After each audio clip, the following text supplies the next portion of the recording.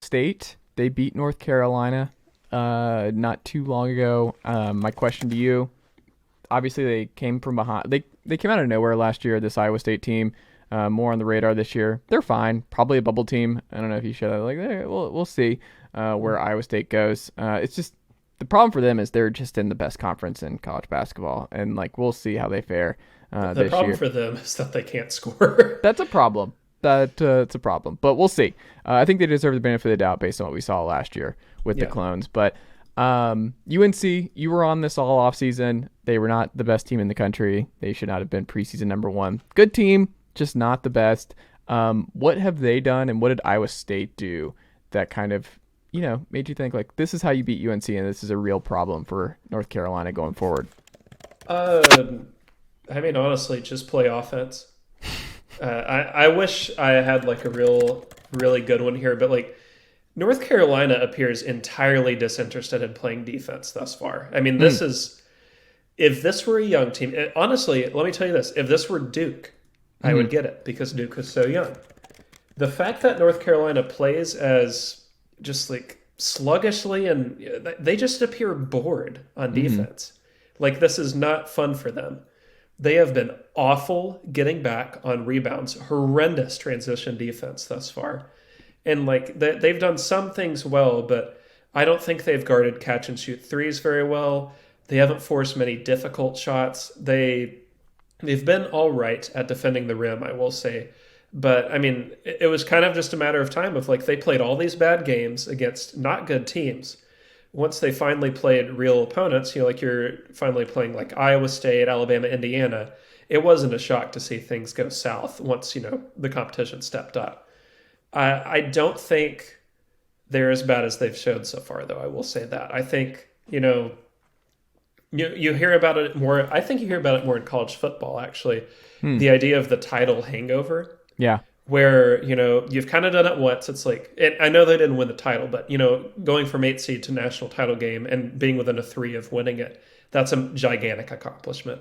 And I wonder if they just don't know how to follow that up. I didn't think they were number one. I thought they were top 10, but I think they're certainly much more than what they have shown so far.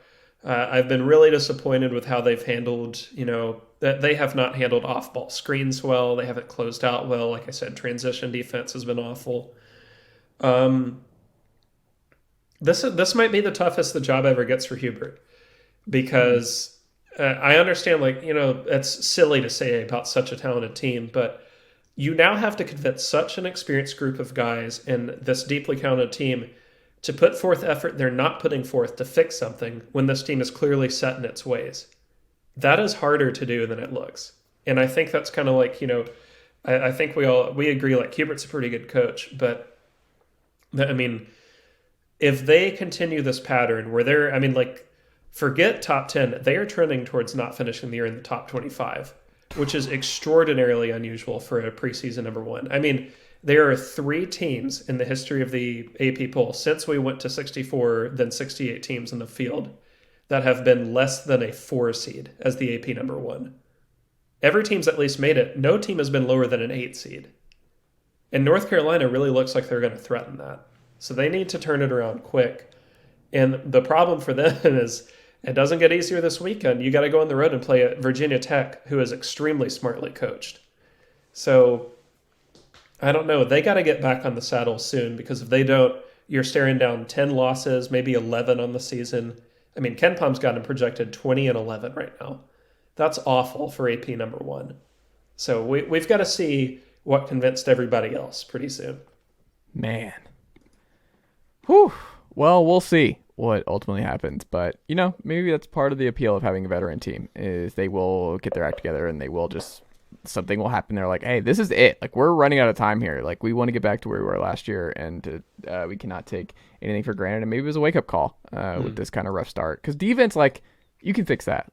This defense and with this group, you can fix that. It's harder to fix bad shooting and just bad offensive scheme and things like that. Defense, if that's the main thing, that Yeah, we'll see what and happens. they're still shooting very poorly. I don't think that's going to hold forever. Like, I mean, Caleb Right. Love isn't going to shoot 25% from deep the whole season, but you just have to be trying harder defensively than they have so far. And they did look a little better considering the competition against Alabama. I thought they improved a hair, but I mean, Indiana got them really good on Wednesday.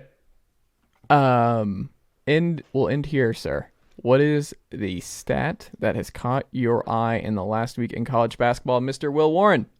So I've talked a lot in this podcast about things I don't like this week or this year. I want to talk about something I love, and it's this man, Zach Edey. I can watch this dude. This is that tweet about Purdue going from village to village in Europe and just pulling up the tallest giants they can find.